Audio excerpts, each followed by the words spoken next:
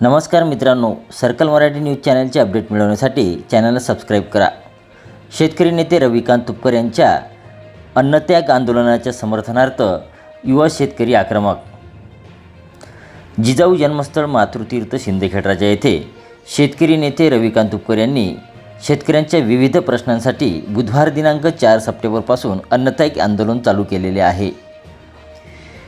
त्यांच्या आंदोलनात प्रमुख मागण्या अशा आहेत की कोणतीही अट न लावता सरसकट पीक विमा मिळाला पाहिजे, सोयाबीन कापसाची दरवाढ झाली पाहिजे, अतिवृष्टीची मदत मिळाली पाहिजे, सरसकट कर्जमाफी झाली पाहिजे यासह इतर मागणी घेऊन त्यांचे उपोषण चालू आहे।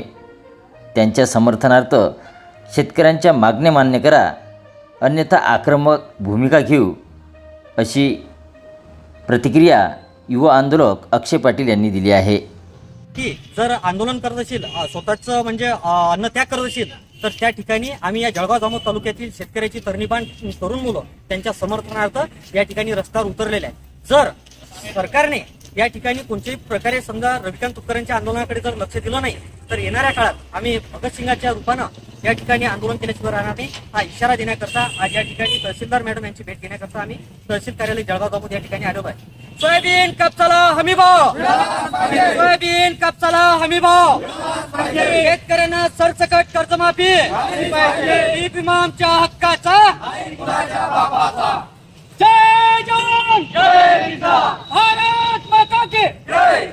रविकांत तुपकर साहब तुम आगे बढ़ो, हम तुम्हारे साथ हैं। रविकांत तुपकर साहब तुम आगे बढ़ो, हम तुम्हारे साथ